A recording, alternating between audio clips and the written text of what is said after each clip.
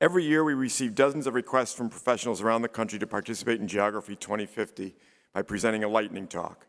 Today we have our final lightning talks of our symposium, and Wes Reiser is going to present them. Thank you, John. Take a quick stretch. Stand up for a second here. We're going to charge through the last 20 minutes of speakers now, but I know we're at that point in the day. It's always long on Friday. But these are going to be a lot of fun. All right, now we're going to sit right back down so that the lightning can start striking here on stage with our final 4 speakers of the day. So first up to the stage, please welcome Dr. Bonnie McLean.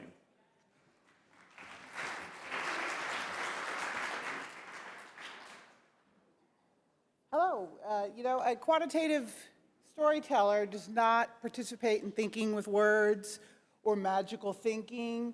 We think about the data. So we're going to sit inside a data center for like 3 or 4 minutes while we talk about some of the insights and some of the things that we're challenged with when we talk about technology and geospatial analytics. Because if we did natural resource capital, nobody would turn a profit. That's why there is no accounting system for it. And the global human-made mass now exceeds the living biomass. So for the first time in history, we have more stuff than we have living matter. And it's our infrastructure. It's the metals, the asphalt, the bricks. And, the material flow. We talked about this a little bit yesterday about the mining. We outsource the harms, and we get the good stuff, right? We get the electric vehicles. We get the cell phones. This is the Democratic Republic of Congo. And it's a reminder of the material flows and the energy we need, and we say we need, for the technology advancements that we have. Like 20% of the data centers are going to go right for AI. And we're not really planning for it. This is New York. This is an energy Sankey flow diagram of the energy issues that we have here. And we're looking at the grid. If you look at the lower right corner, we don't even feel the urgency. We're not pricing it appropriately. It's almost like it's not happening, or we're denying that it is happening. And that biomass is diminishing, right? We have mass extinctions, loss in diversity. So I want you to feel that we're inside of this. And the cloud now outpaces the whole airline industry in terms of its carbon footprint. And these data centers that we're sitting in right now is the equivalent of 50,000 homes. I mean, this is real data, real information that we can't put over there. These are those boundaries we talked about yesterday. We've already exceeded 6 of the 9, 3 to go, and we need to be mindful of this. It's very important. This here is an example of how we can create semantic layers and tell our data stories. Take those columns in your data set, see how they relate. This is what I do as a quantitative storyteller. We teach people how to make people care about all this information that we have. That upper right corner never used to be part of the narrative. Now we're saying, hey, we need to account for societal funds. We need to figure out where the energy is coming, where it's going, how we're going to dispense with it, and how we're going to protect the planet that we live on. 2.5% of our forests go away every year. We rely on 30% to get rid of, 30% of the carbon emissions goes away because of an intact forest system in the Amazon. So these are things we need to be mindful of. It's not happening over there, it's happening here. Asteroids headed to Earth come to Earth, whether we believe in asteroids or whether we know they're coming. So we need to be objective and scientific about this. We can't always say technology, advancing AI, and think it's happening over there. It's happening here, and we're part of that change, and we're part of that system. And renewables are great. It's part of the discussion. But if you're a bench scientist like me, you realize that it's not dense enough. It's not data. You can see the data densification here. It's not there. We're more efficient, but we're using more and more. This is the state of the U.S., insufficient, critically insufficient, continuing to be insufficient. This is our soil layer impacted by the Anthropocene. And yes, we do have some nuclear solutions coming on board, I guess. It's clean, it's cleaner, but it's not going to happen now. This is like societal metabolism. Think of this as a metaphor. It's a linear relationship. The larger we are, economy of scale, we can be more efficient. And you can see where humans and elephants are on that scale. But if you factor in our technology usage, we're each like 10 elephants in this room. So if you think about 10 elephants and the energy requirement, you got to look at the waste side too. And that wouldn't be pleasant, let's just say. So these are just concerns and things we need to sit with because we're geospatial professionals. We know we have the data, we have the information. What we need is the ability to tell the story. And this is energy. Look at the lower left corner. That's the density that we have in renewables and all these other resources, solar. It's great, it's a future, but we need to invest more and build our capacity. Thank you. Thank you, Bonnie. Next to the stage, let's please welcome Mr. Mike Space.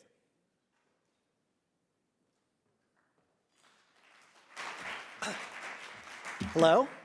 So this is an exciting time for all of us in this room in the geospatial community.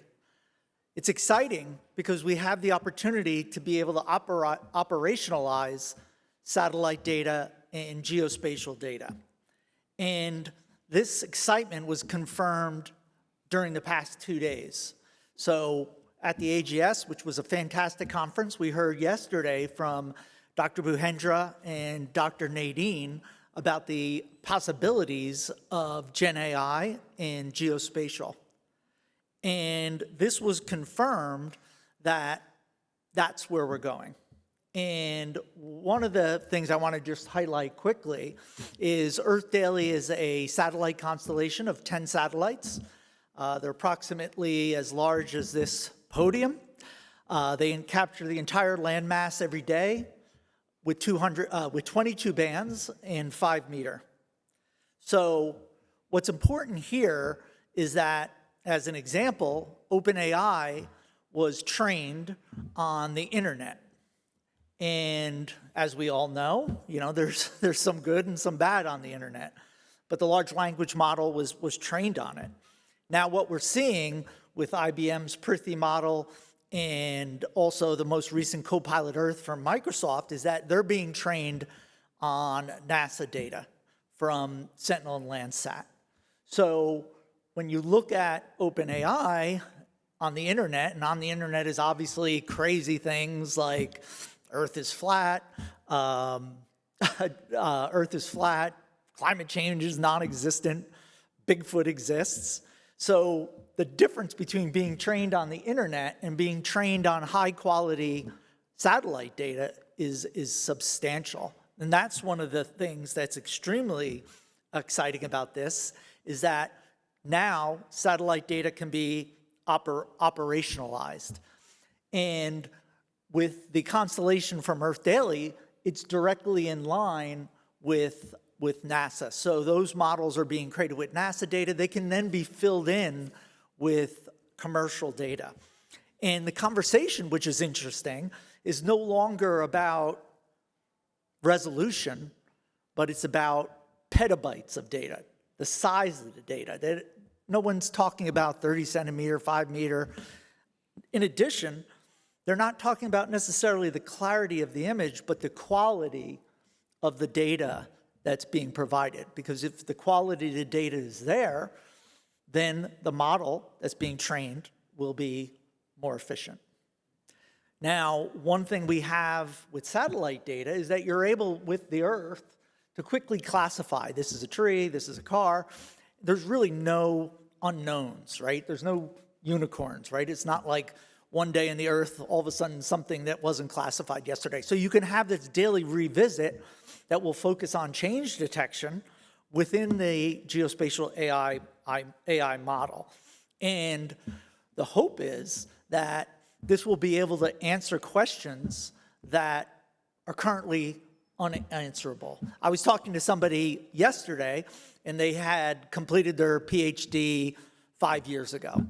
And they said that what took them 8 years could be done now in 3 hours. They could finish their whole doctorate in 3 hours based on the technology that's available today.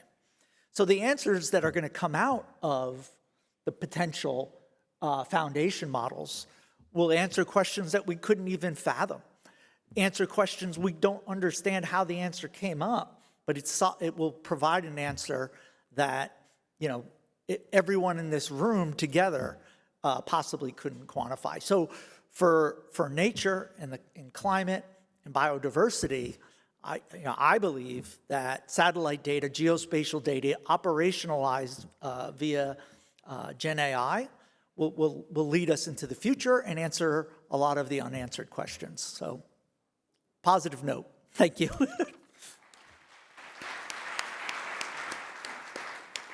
Thank you, Mike. Next to the stage, please welcome Dr. Nicole Toigo. Thank you. Hello, I'm Nicole Toigo, President of Descartes Labs Government. I will discuss how geospatial AI of today and the changes needed in the future can support combating climate-driven displacement. Let's explore its role in providing insights and improving decision-making. Displacement caused by climate change is complex, as we've talked about in the last 2 days. Take the Sahel region, where the International Organization for Migration, as of 2023, cites 17 million people need assistance and 4 million people are already displaced. Predicting migration is challenging on so many variables, but GeoAI can bridge that gap by turning fragmented data into actionable insights. This technology under the hood can play a critical role in understanding climate-driven impacts by uncovering connections between environmental and political factors. From managing forced relocations to addressing resource scarcities and geopolitical tensions, timely insights are needed to reduce risk and improve stability. I found this postcard from 2004, a project I worked on, analyzing Iraq's marshes with Landsat imagery. It took months to look at this data and identify the changes and impacts. Today, with GeoAI, we can analyze decades of Earth observation data for patterns and anomalies in hours or even minutes. Displacement, though, stems from natural disasters, environmental degradation, and resource conflicts. We all know that. Floods, droughts, deforestation, and desertification erode resources and force migration. Understanding these causes, obviously, is the first step to mitigating their impacts. GeoAI can help flag those impacts. For example, land use changes can be identified globally, identifying supply chain shortages, tracking social sentiment, and identifying these patterns early and forecasting risk improves decision-making. Today, geospatial artificial intelligence enables us to analyze a vast amount of location data, from climate models to migration patterns, revealing displacement trends. Today's systems, though, deliver rapid but siloed insights. The future demands a unified system for real-time, comprehensive intelligence. So creating a successful future starts with building a robust ecosystem. This begins with raw geospatial data, contextual data, transforming it into trusted, analysis-ready catalogs. Through orchestration engines, these data streams are continuously validated and integrated into universal model repositories. With this foundation, digital twins allow us to model scenarios like 1,000-year floods, rising sea levels, and drought impacts. These tools enable risk allocation, demand forecasting, land use optimization, empowering us to provide proactive actions before crises escalate. The challenges, though, are many, and displacement is a global crisis happening now. Some of the hardest hit regions, like the sub-Saharan Africa, are reporting temperature changes, temperature rises. South Asia, rising sea levels are highlighting the urgency that we need scalable, versatile solutions. Displacement often leads to cultural tensions, governance issues, and security concerns. Without intervention of these cycles, they only get worse. GeoAI is helping to break this cycle by identifying those risks early and enabling preemptive measures that prevent escalation. Lastly, the amount of data to analyze is only growing. The disparate data systems are hindering timely insights. GeoAI requires standardization, integrated platforms to deliver real-time intelligence. And a unified approach strengthens responses to climate-driven displacement. To operationalize this innovation, we must focus on solving problems and not just the technology. For example, Geo 261 Geospatial Finance Roundtable fosters collaboration between the financial sector and geospatial sector. Initiatives like the Taylor Geospatial Institute's Food Security Challenge are integrating data methods for critical solutions. And lastly, organizations like the OGC are helping standardize and improve data quality and drive future advancements. GeoAI is the key player behind this prompt, supporting organizations, NGOs, and governments to combat climate challenges. The time is now, and our community needs to make a significant shift to integrating and standardizing this technology under the hood so that we can answer these questions in a timely and accurate manner. If you want to connect with me and collaborate on these GeoAI solutions, connect with me on LinkedIn. Thank you. Thank you, Nicole. And last but not least, please welcome Dr. Daniel Adams.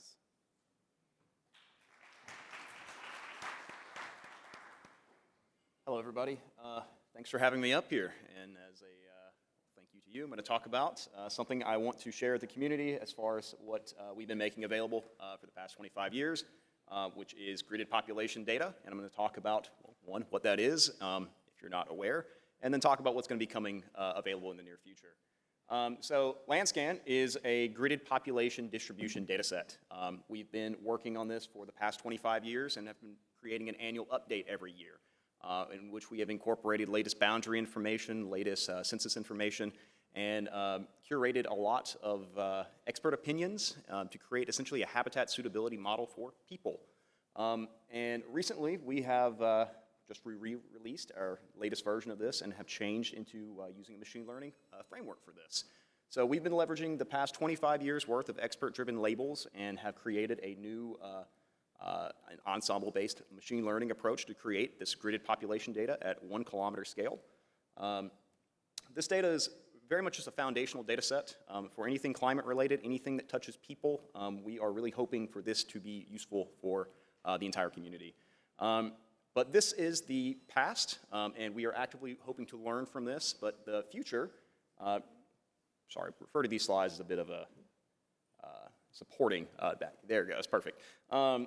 So what we're working on now is creating global population distributions at a 90-meter resolution globally. And what we have done differently with Landscan HD is we've kind of redefined what it is for something to be human habitat. Which is, well, humans are typically within their own built environment. It's set apart from the natural environment. So we've shifted to specifically modeling within the built environment and treating our basic atom of data as the building itself. So Landscan HD is a product that's going to be available globally within the second quarter of 2025. What we currently do for this is we go out and we collect every major building stock data set around the world, and we mash them together, essentially, to create a heterogeneous building stock data set that is intended to be the most representative built environment on the planet. And then what we do with that is we go out and we grab a lot of building level attribution that defines what it means for a building to be suitable for human habitation. So what type of building is it? How big is that building? How much empty space is there? And then we create these occupancy rates for how many people are in this type of building for any one country. So it's a very large data fusion product. It is currently deterministic, but one of the things that we have coming available soon to provide some level of trust in the data set itself is a confidence index, which is going to be at the same spatial resolution, but give users an idea for what was the quality of the data that went into this. How good were the building footprints? How good were our building level attribution? How good were we able to conflate that information to a building footprint? Where did we just not know? That sort of information. And then finally, our big goal is to transition away from a deterministic model and start to create a probabilistic framework that adjusts for all these uncertainties into our inputs, into how we manage the data, how we handle it, how we conflate it to a structure. And then create population level estimates at a building level that are adjusted for all of the unknowns. I'm horrible with timing, so apologies for that. But, so this is coming up in the near future, and one major success of Landscan HD in the past year has been our ability to create rapid updates to essentially areas that really need up-to-date population data. So where Landscan Global was only a singular annual update, Landscan HD is meant to be this more dynamic, as near to real-time as possible reflection of where populations are globally. That is the intent. And one of the major successes have been dealing with situations such as what's happening in Lebanon, what's happening in Gaza right now, and trying to understand how populations are responding to real-world events.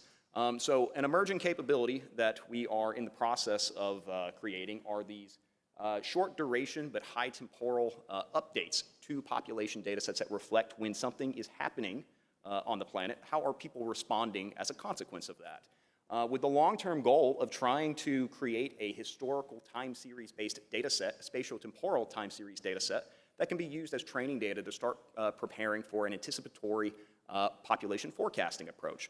So we can plan ahead and have the ability for, if something were to happen in a country, insert this event type, whether it's a natural disaster or an anthropogenic type of disaster, we can forecast and anticipate how populations are going to respond accordingly.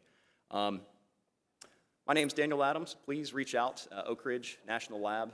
If you're interested in more information about the Landscan data sets or any of the other data sets that kind of go into it, please reach out. Happy to connect, and thank you. Thank you so much, Daniel. And thank you to everybody for coming to Geography 2050 this year. It's been a real pleasure to co-chair this event for the second time. And now to close out, I want to welcome back to the stage AGS Chairman Chris Tucker and President Marie Price to give some concluding remarks and, most importantly, to announce the theme for next year. Chris and Marie, over to you. Thanks, Wes. We're almost there. Thank you for staying with us. I know it's drinking from the fire hose, but when this began, Keith Masbeck said, you're going to learn something new. Tell me if you learned something new in the last 2 days. Hey, show of hands. That's what I'm talking about. Go tell your friends about iron fertilization and see where that gets you. All right, I have a couple of, first of all, we couldn't do this without an extremely dedicated staff. So please, John Konarski, Ivana Maury-Mora, Annika Sutton, and of course, James in the back. Give it up.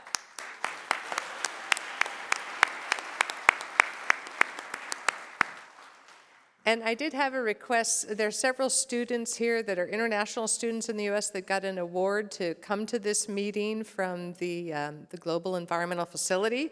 If you're one of those students, please come up afterwards. We want to get a picture of you, and one of the representatives from that organization is here. I have a few people to recognize. Our special thanks to our sponsors who have been with us from the beginning. We value them greatly and continue working along with them in the future.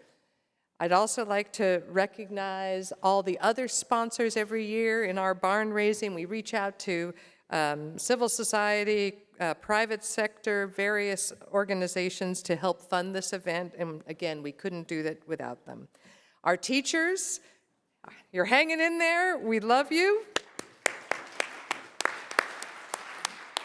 And you get a break tonight. Go shake a teacher's hand. You get a break tonight, but tomorrow morning we begin our workshop at another location. Please be sure you have your badge with you, so when you get there without any issue. And then our HBCU Geo scholars, thank you so much for being here.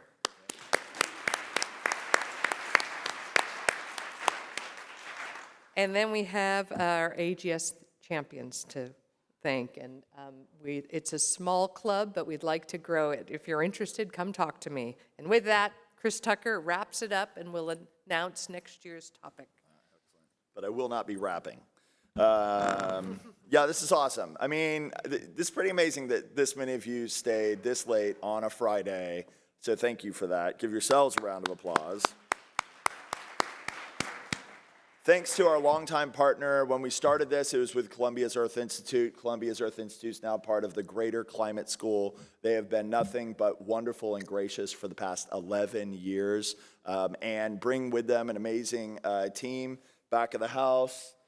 Thanks so much, everybody, making us look great and taking care of us. Thank you through breakfast, lunch, and dinner. Well, breakfast, lunch, and reception. Columbia's just been an awesome partner, and can't say it enough.